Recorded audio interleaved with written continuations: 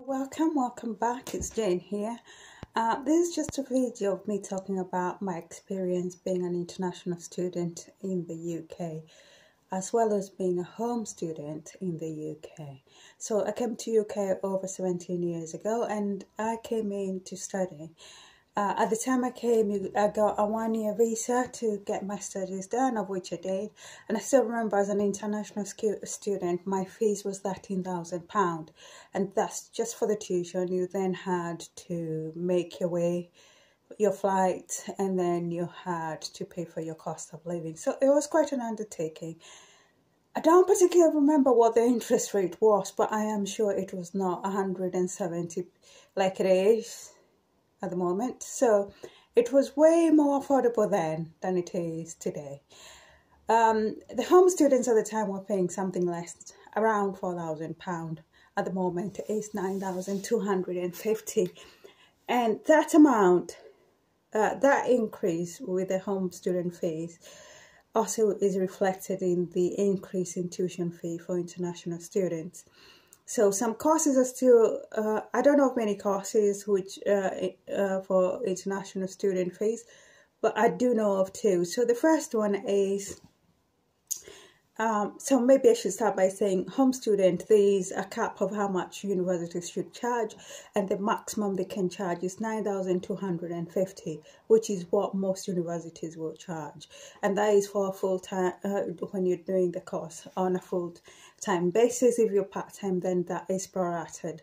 So when it comes to international students, there is no really control of how much universities can charge, and that becomes a matter of market competition. So there's a lot of students coming from China, there's a lot of students coming from India, but mostly China. I think there's a lot of Chinese international students, and China has a lot of money, which means they do push the price up. So, for instance, if you want to do nursing, a lot of Chinese students don't come to UK to do nursing, as far as I know. It's about £17,000 to do nursing. Nursing is unique in the sense that this, well, you're an international student, there's a cap of 20 hours a week you can work, but if you're doing nursing, there is no cap. And that's because there's an issue with the UK retaining the amount of healthcare professionals there is. So if you're a nursing student in UK who is an international student, you can be able to do more than 20 hours of shift work in the UK. How it works as a nursing student is that you probably do a month or two in university, and then you start your placement. And once you start your placement with the hospitals, you'll gain exposure, and then through that network, it's very easy to register for NHSP professional. So if you look at my previous video, which is showing you how I book my shift and how much the shifts pay, that is the kind of portal you'd have access to. And that is as an international student or a home student. You have no restriction into the number of hours you can work. Obviously, you still want to balance how many hours you work and how many hours you're doing your studies, because you have to pass your exams, you have to do the hours on placement for you to pass and for you to keep your. So I do know a lady, she's in her third year of nursing and she's in an international student. Actually, I do know two of them. And they're able to do their studies and finance their own studies by doing the same job I do. So it is very much doable, but it takes a lot of sacrifice and being focused on where you want to go to get there.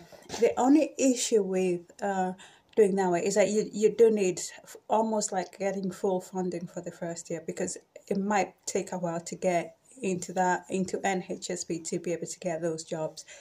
The other thing about nursing, why it's more attractive for the home students, like the starting salary is 25,000 plus, and there's almost a guarantee you'll get a job, and that means you'll have no issues with the visa. So they'll give you a 5-year visa. You might struggle to move from job to job, but after your 5 years, you can do whatever you want to do. And I think that's what makes it attractive for a lot of young people.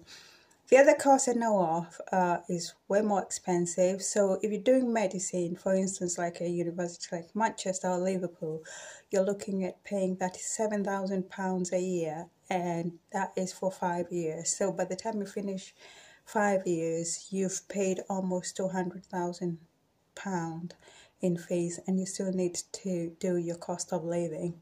It's very expensive, and that means a certain kind of people come to UK to do medicine as an international student. That's just how it is. However, and obviously they too got to pay cost of living. The only difference with medicine, the way it's structured in UK is that students typically do more hours on placement than nursing students do. And then there's more restriction on attendance. And so there's less of opportunity to work as much as the nursing students would do. But the fees of 37,000 a year is quite a lot of money, if you ask me. It's a lot of money. But if somebody wants to do it, why not? If you can get like scholarship, I know Commonwealth scholarships, if you just Google, you might be able to find something. But I don't think that should ever stop somebody from doing medicine if that's what they want to do. If you get your mind focused on something, then it is very much achievable.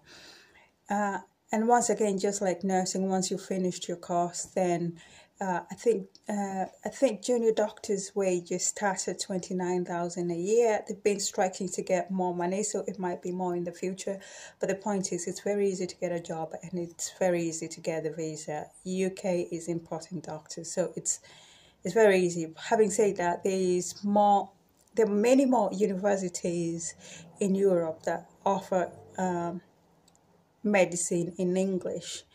That costs way less than it costs to study in UK. So it's about just doing the research and figuring out how to do. When it comes to other courses, I do know the UK government changed their visa, how they used to do it. So it used to be you get your degree, then you have 2 years in UK. They've scrapped that, so you finish your degree, if you don't get a job, you've got to go back. And that makes it less attractive for people, because what people used to do is a student is allowed to come in with a dependent, and the dependent is allowed to work with no restriction. And that's how people used to do it.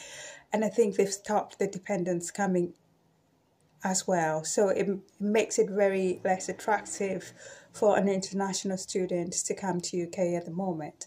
But I'm sure once there's less people coming to UK, because UK makes a lot of money from international students, they might change the law.